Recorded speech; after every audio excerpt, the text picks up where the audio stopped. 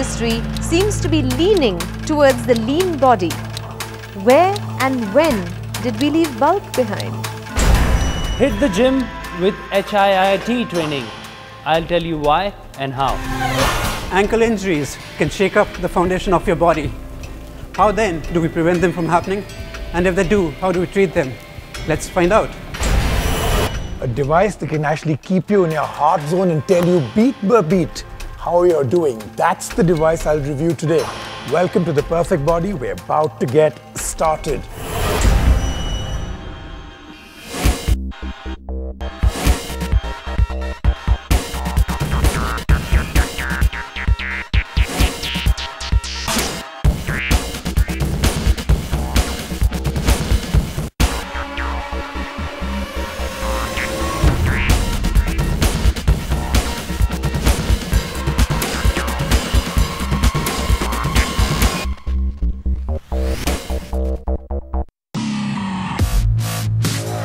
For years, gym goers have argued about which one makes the perfect body.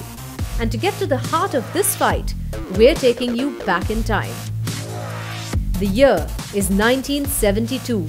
Arnold Schwarzenegger is Mr. Universe and an inspiration to the fitness revolution.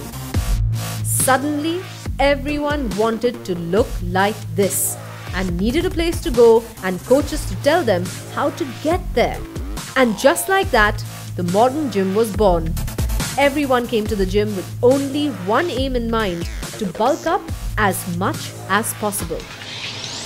Bodybuilding has since been every guy's dream hobby, and enthusiasts still spend hours and hours in the gym sweating it out, getting bigger, bulkier, mightier. Research over the years has shown that this Arnie body is quite achievable, and there are precise ways to get you there. If you're into bodybuilding, here's the exact recipes. For maximum gains in muscle size, lift extremely heavy weights with low repetitions. 5 to 7 reps would do for about 3 sets. Best to use a weight that is heavy enough for you to feel the pressure on the 4th or the 5th rep. Rest for 1 or 2 minutes between sets, and later at home, bulk up by eating more and more protein. Also, cut down on cardio completely. Focus on looking good only. And voila, you have the perfect buffed up body. Lots of muscle, lots of buff, picture perfect, right? Over the years, studies have shown that this kind of bodybuilding does have its flaws, and here are some of the major ones.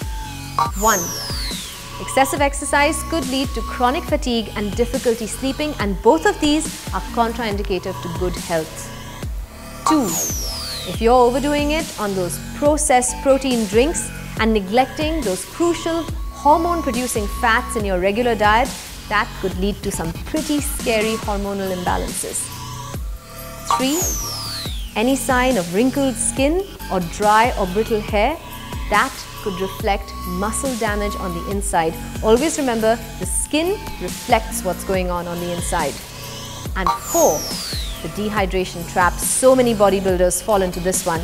They dehydrate themselves excessively, using diuretics sometimes to achieve that magazine, skin stretched over, taut muscle look. It's just not worth it.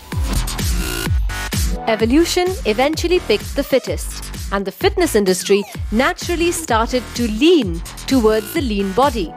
Getting leaner is not exactly the opposite of getting bulkier.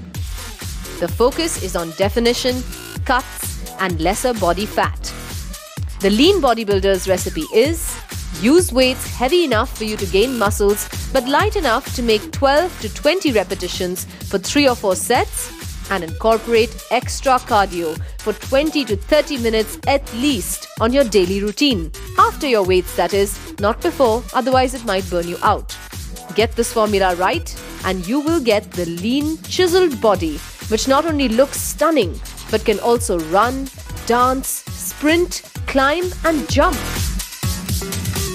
So should you go for lean or buff muscle?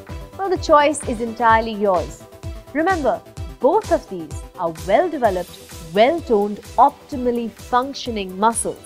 And either way, you're miles ahead of every sedentary, city-dwelling couch potato. There is one question that both the lean and the buff folk have in common. Should they rely only on natural diets, or should they count on supplements? If you're serious about your workout, you need to get serious about your diet. Workout and diet are the two sides of the same coin. Neither should be neglected. If you're serious about building muscle, you need to get serious about your proteins. Whether you are into bodybuilding or just a simple everyday guy with goals that include improve muscle tone or lose weight, every trainer, every gym, every fitness article will tell you to eat more proteins. Why? Because proteins are the building blocks of muscles. So you go ahead and buy those packets of chicken breasts, eggs, you may even consider eating them raw, drink milk, switch to paneer and buy a big tub of protein shakes. Stop. Body requires only 1 to 1.5 grams of protein per kg body weight. If you eat more than is required by your body, it will simply break down the excess protein and store it away as fat. And only if you are a bodybuilder or a powerlifter, you can up your protein intake to 2 grams per kg body weight. For a regular gym goer who spends not more than a few hours in a workout session per week, they should calculate their extra protein intake very carefully and preferably with a nutritionist familiar with their exercise plan. Keep it simple. Do not overload on protein.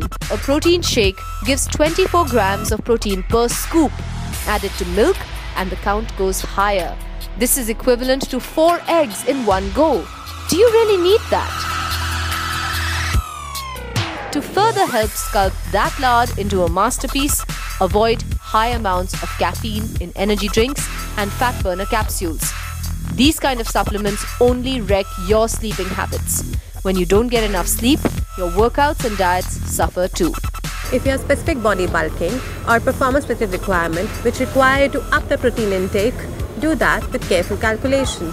You don't want to land up with extra fat simply because you can't do the simple calculation. Be good to your body, be good to your heart.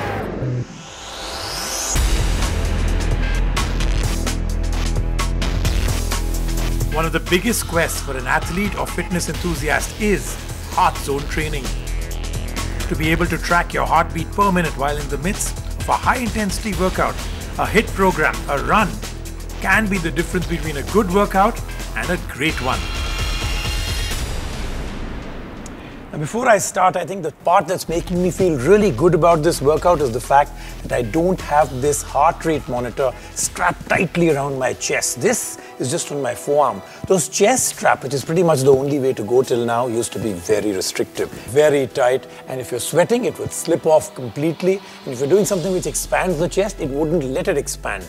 And this, just around the forearm, very light, strap it on. Even if you're sweating, this doesn't go anywhere.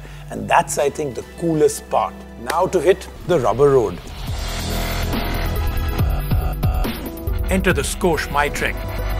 This one doesn't need to be on your chest, but rather your forearm, and is one of the first that actually works.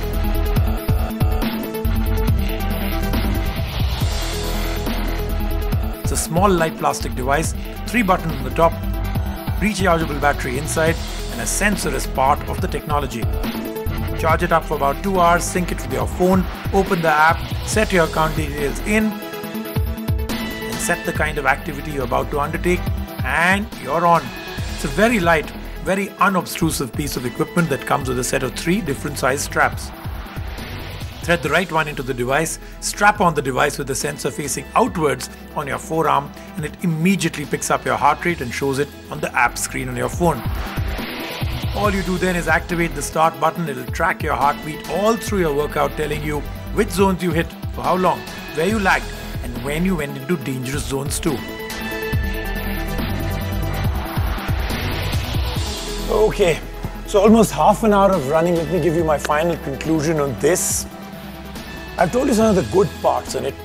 Even if you sweat, even if you're really into super hyperactive mode, this still keeps pumping and it will tell you your heart rate. That is amazing. The fact that it's on your forearm, that's amazing. Now let me tell you the 2-3 things I think they should add on to the next version. Number 1, I don't like the fact that I have to have a phone or a device it's synced to at all times. A small little display right on this would be awesome. You can still sync to your phone, but I want to see it right here. One small little thing only gives the heart rate and that's all. Number two, to have an offline mode. Think, I'm out there playing tennis, 1 hour on the tennis court. Can't keep a phone synced to this. So how do I know how well I did in that 1 hour? There's no way to know. This doesn't work offline. I play an hour of tennis, I come back, I sync in, tells me how my heart rate was, which zones did I play my tennis for that full 1 hour. The last one, the battery life sucks. 5 hours, 4 hours of battery life. I mean, can you imagine a person like me needs to charge this once every 2 days? If you're maybe a professional cyclist, you have to charge it twice a day. You're out for those 7-8 hour biking runs, you will have to charge it twice a day. So amazing, awesome, one of the better ones I've ever seen, but I'm still looking for the best.